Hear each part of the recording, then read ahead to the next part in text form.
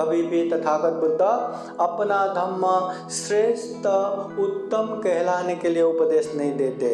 लोगों के ऊपर मैं कितना विद्वान हूँ ये। स्वागत है आप सभी का। आप लोग देख रहे हैं बुद्धास टीचिंग चैनल और हम यहाँ महाकारुणिक तथागत बुद्ध और उनके शिक्षाओं के विषय में चर्चा करते हैं।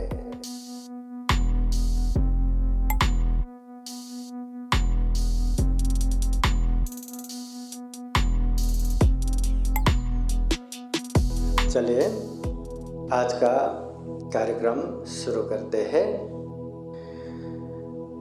स्वागत है आप सभी का। आप लोग देख रहे हैं बुद्धास टीचिंग चैनल और हम यहाँ महाकारुणिक तथागत बुद्ध और उनके शिक्षाओं के विषय में चर्चा करते हैं। विशेषतः बौद्ध विनय वर्षावास के उपलक्ष्य में ये बुद्धास टीचिंग चैनल द्वारा हम हर दिन भगवान बुद्ध के किसी न किसी वाणी को लेके देशना सुनते हैं। आज भी आप लोगों को वो विशेष धम्म देशना लेके आए हैं।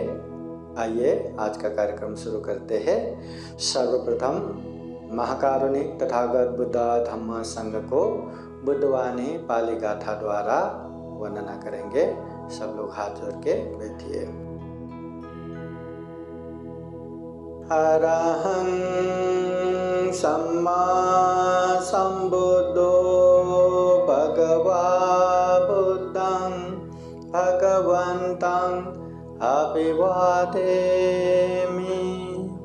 स्वाख्यातो भगवता धम्मो धम्मं नमस्सामि।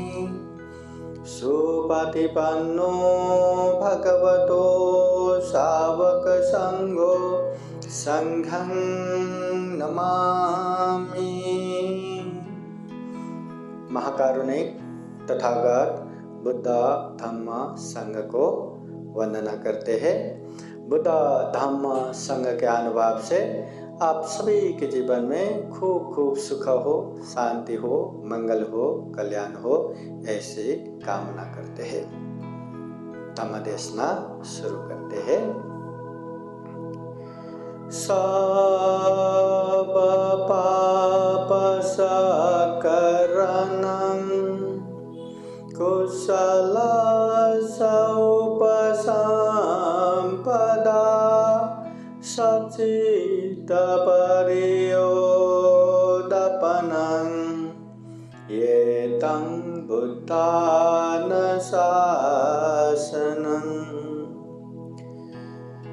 महाकारुणिक तथागत भगवान बुद्ध को त्रिवार वंदना।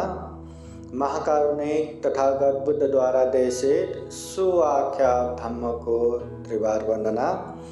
महाकारुणिक तथागत बुद्ध के आर्य श्रावक संघ को त्रिवार वंदना। परम पूजनीय बोधिसत्व डॉक्टर बाबा साहब अम्बेडकर आज के विशेष धम्म देशना कार्यक्रम में प्रत्यक्ष अप्रत्यक्ष जुड़े हुए संपूर्ण श्रद्धा संपन्न बुद्धि संपन्न उपासक उपासिकाएं। महाकारुणिक तथागत बुद्ध कहते हैं सब पाप सकरणं, सभी प्रकार के पाप मत करो, ना करो। कुशल उपसंपदा, जो भी कुशल है उसे संपादन करो, जो धम्म है पुण्य है उसे करते जाओ। सचित परियोदपनं, अपने चित्त को परिशुद्ध रखो। ये तंग बुद्धानुशासनं, ये बुद्धों का शासन है, शिक्षा है, धम्म है, उपदेश है। पाप मत करो, पुण्य करो और चित्त को परिशुद्ध करो। महाकारुणिक तथागत बुद्ध हमारे जीवन को सुख शांतमय बनाने के लिए, जीवन में आने वाले तमाम दुखों से मुक्त दिलाने के लिए खूब सारा उपदेश देते हैं। जिस समय जिस व्यक्ति के लिए जिस तरह का धम्म काम आए या दुख मुक्ति के लिए जिस तरह का उपदेश लाभदायी हो, उस तरह से तथागत बुद्ध उपदेश देते थे। इस तरह महाकारुणिक तथागत बुद्ध का ढेर सारा उपदेश है और वो उपदेश तथागत बुद्ध लोगों के लिए देते थे, लोगों के दुख मुक्ति के लिए, तकलीफों से दूर करने के लिए उपदेश देते थे। अपने विद्वता दिखाने के लिए नहीं, मैं कितना बड़ा हूँ, कितना बड़ा धर्म का उपदेश देने वाला हूँ, ये दिखाने के लिए नहीं, और अपना ही धर्म दुनिया में सर्वश्रेष्ठ है, उत्तम है, ये दिखाने के लिए भी बुद्ध उपदेश नहीं देते। तथागत बुद्ध प्रकृति का जो नेम है, हाँ, जो बनी बनाए कानून है, उसी तरह उपदेश देते हैं। जैसे कोई गलत करता है तो प्रकृति उसको गलत दुष्परिणाम देते हैं। जैसे कोई अच्छा करता है, पुण्य करता है, तो प्रकृति उसको अनेक तरह से सुख शांति देने के लिए तैयार हो जाता है। प्रकृति का ये नियम है तथागत बुद्ध का उपदेश। इसलिए कभी भी तथागत बुद्ध अपना धम्म श्रेष्ठ उत्तम कहलाने के लिए उपदेश नहीं देते। लोगों के ऊपर मैं कितना विद्वान हूँ ये दिखाने के लिए उपदेश नहीं देते।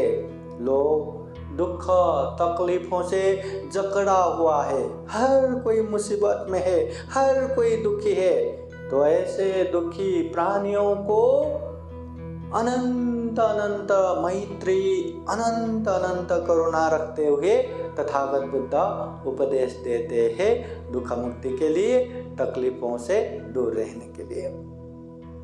एक समय महाकारुणिक तथागत बुद्ध धम्म का प्रचार प्रसार करते करते गांव नगर जनपद देश देशांतर चारिका करते करते एक गांव में पहुंचते हैं।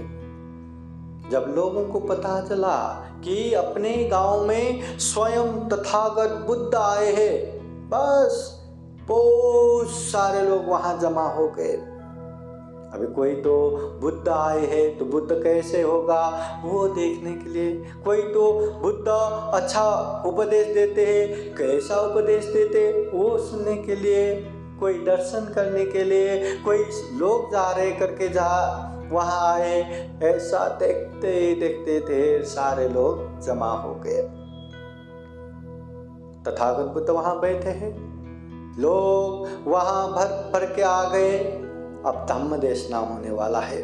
तो ऐसे समय में वो जो जमा हुए लोग हैं उनमें से ही कुछ लोग उठ के तथागत बुद्ध से पूछते हैं कि भगवान, इस गांव में ढेर सारे धम्म गुरु आके अपने अपने उपदेश देते हैं और हर धम्म गुरु यही कहते कि हमारे शरण में आए तो दुख मुक्त होंगे, मोक्ष प्राप्त करोगे, अन्यथा महानरक में जाओगे। हर धम्म गुरु कहते हमारे शरण में आओ, मोक्ष मिलेगा, नहीं तो महानरक मिलेगा। भगवान, हमने तो ये धम्म भी सुना है, वो धम्म भी सुना है, ऐसा धम्म भी सुना है, वैसा धम्म भी सुना है, सभी धम्म हमने यहाँ बैठे बैठे सुना है और सभी धम्म के गुरु हमारे धम्म ही श्रेष्ठ है, हमारे धम्म ही उत्तम है, हमारे शरण में आओगे तो मोक्ष प्राप्त करोगे, अन्यथा महानरक प्राप्त करोगे, ये हर धम्म गुरु कहते हैं। तो भगवान, हम मतलब संदेह है हमारे मन में, हमारे मन में भ्रम है कि सही में इन धम्मों में से सही धम्म कौन सा है, श्रेष्ठ और उत्तम धम्म कौन सा है, कृपा करके हमें ये बताए। उस समय महाकारुणिक तथागत बुद्ध ये नहीं कहते कि बाकी धम्म के गुरु क्या कहते हैं उसे जाने दो, मेरी बातें सुनो, मेरी धम्म सुनो, मैं जो धम्म बताता हूँ वही धम्म श्रेष्ठ है, वही धम्म उत्तम है। हमारे शरण में आओगे तो दुख मुक्त निर्वाण प्राप्त करोगे, अन्यथा दुर्गति में पतन हो जाओगे। तथागत बुद्ध ऐसा नहीं कहते। अगर बुद्ध भी ऐसा ही कहते तो बाकी के धम्म गुरु और बुद्ध में क्या ही फर्क रह जाता। बुद्ध का काम है जो भ्रमित लोग हैं उन लोगों को सही रास्ता दिखाना, लोगों को अच्छे से धम्म सिखाना। तो उस समय तथागत बुद्ध उन लोगों को समझाते हुए बताते हैं कि हे उपासक उपासिकाएं, इस दुनिया में ये धम्म श्रेष्ठ है, उत्तम है, या वो धम्म श्रेष्ठ है, उत्तम है, ऐसा धम्म श्रेष्ठ है, उत्तम है, या वैसा धम्म उत्तम है, श्रेष्ठ है। इसके पीछे मत जाओ इसके पीछे। मैं दो ही बातें बताता हूँ, जो धम्म ये दो बातें बताता है, सिखाता है, वो धम्म जान लेना कि वो श्रेष्ठ है, उत्तम है। दो बातें तो हर कोई याद करेंगे, हर कोई आसानी से याद कर पाएंगे। बस दो ही बातें देखना है। जिस धम्म में ये दो बातें हैं वो धम्म श्रेष्ठ है, वो धम्म उत्तम है। फिर तथागत बुद्ध कहते हैं, उपासक उपासिकाएं, जो धम्म इस दुनिया में जो दुख है वो दुख के विषय में बताते हैं और दुखों से मुक्त होने वाला मार्ग भी बताता है, वही धम्म श्रेष्ठ है, वही धम्म उत्तम है। क्या दो बातें? दुख और दुख मुक्ति।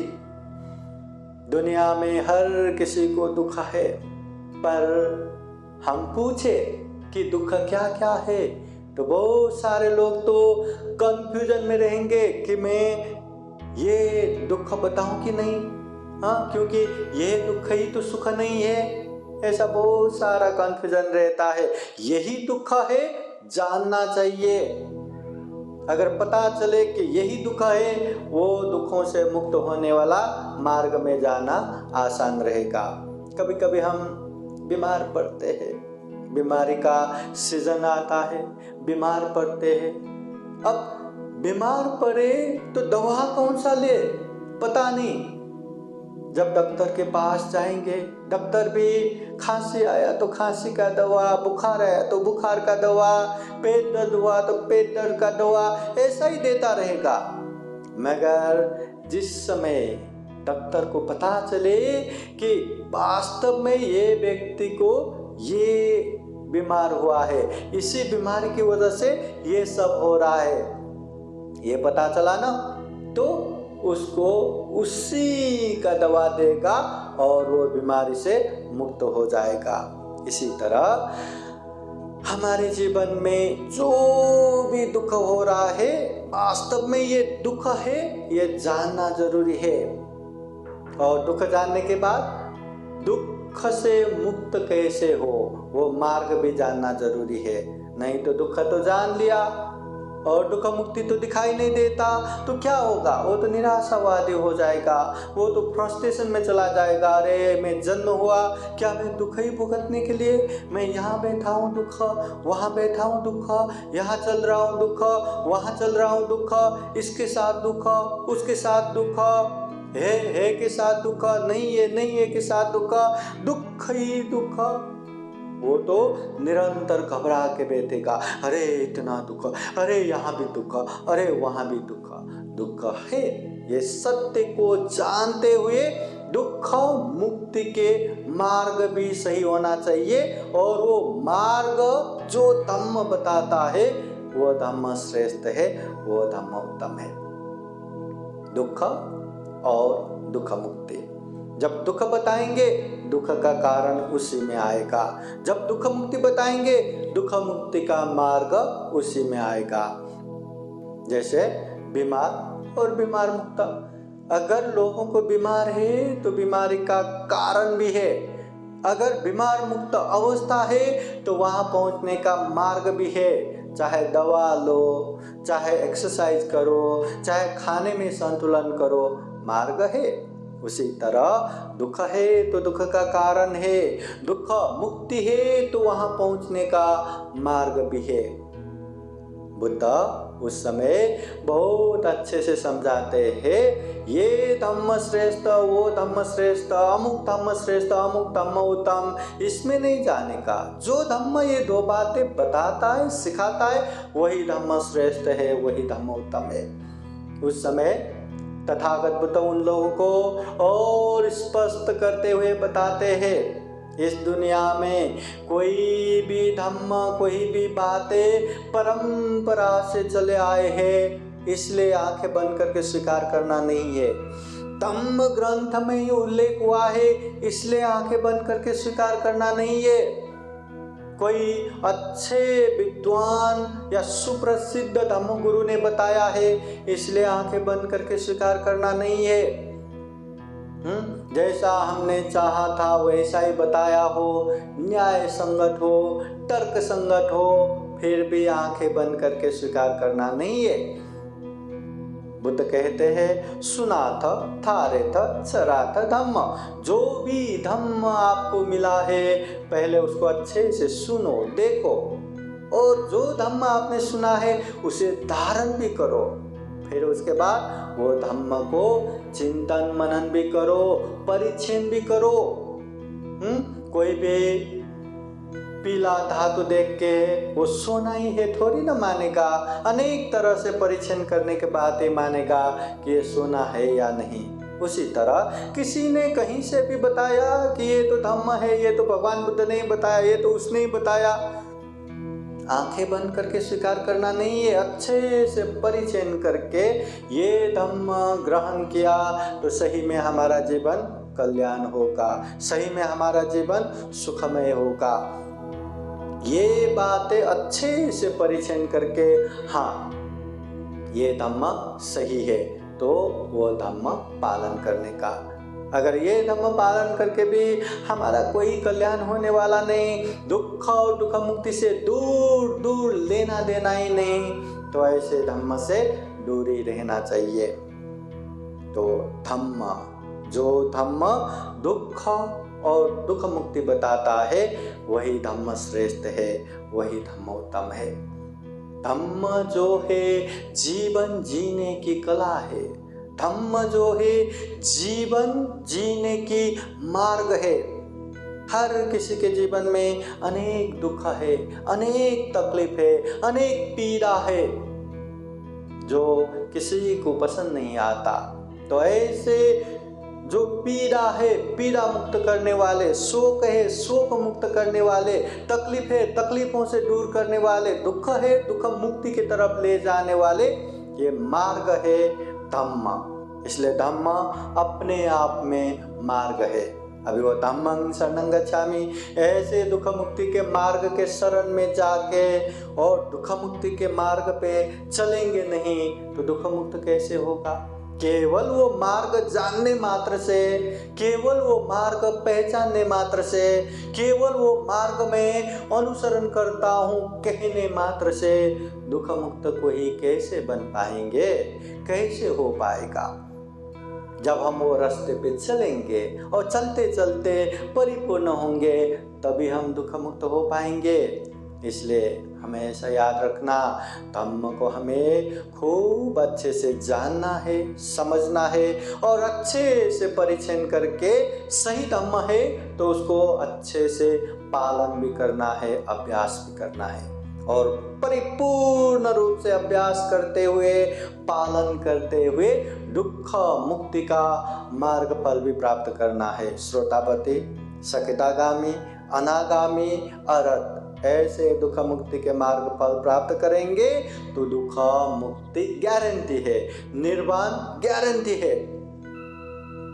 तो इसलिए हमें धम्म को खूब अच्छे से जान के पालन ही करना है, अभ्यास ही करना है।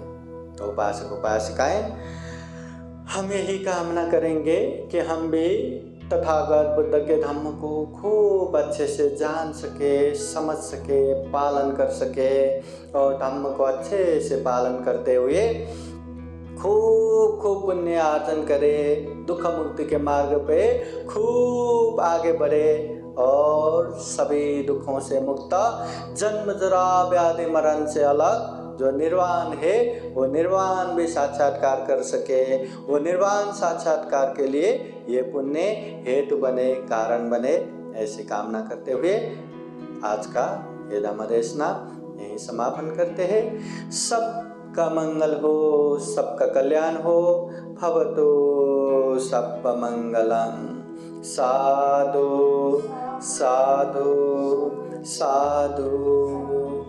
धम्मदेशना के अंत में आप सभी को बुद्धवाणी पाली गाथा द्वारा आशीर्वाद देते हैं। आप सभी के जीवन में बुद्ध का आशीर्वाद रहे, धम्म का आशीर्वाद रहे, संघ का आशीर्वाद रहे। सभेतियो विवजन्तु सब्ब रोगो विनाशतो माते भवतु अन्तरायो सुखी दीर्घायुको भव। भवतु सर्वमङ्गलं रक्षन्तु सर्वदेवता सर्वबुद्धानुभावेन सदा शुद्धि भवन्तु ते। भवतु सर्वमङ्गलं रक्षन्तु सर्वदेवता सर्वधर्मानुभावेन सदा शुद्धि भवन्तु ते। भवतु सर्वमङ्गलं रक्षन्तु सर्वदेवता सर्वसङ्घानुभावेन सदा शुद्धि भवन्तु ते। केचिदं पाचिदं तुय्यं क्षिप्रमेव समेषतु सापे पुरन्तु चित्तसङ्कल्पा चन्दोपन्नरसो यथा। आयु आरोग्य सम्पत्ति सर्ग सम्पत्तिमेव च अथो निब्बान सम्पत्ति इमिनाते समीचतु। साधु साधु साधु। बुद्धं नमामि, धम्मं नमामि, संघं नमामि। सबका मंगल हो, सबका कल्याण हो, सुखी हो, सुखी हो, सुखी हो। आज का ये धम्मदेशना कार्यक्रम यहीं संपन्न होता है। आप सभी लोग इसी तरह बुद्धास टीचिंग चैनल से जुड़े रहिए। चैनल को सब्सक्राइब करते हुए चैनल का परिवार बनिए और इस परिवार को बढ़ाने के लिए अपनों के पास भी ये धम्म वीडियो भेजते रहे, दिखाते रहे। आइए हम सब मिलके बुद्ध के मानव हित कल्याणकारी धम्म को घर घर पहुँचाए, घर घर पहुँचाए। सभी का मंगल हो, सभी का कल्याण हो। साधु साधु साधु। बुद्धं नमामि, बुद्ध को नमन करता हूँ। धम्मं नमामि, धम्म को नमन करता हूँ। संघं नमामि, संघ को नमन करता हूँ।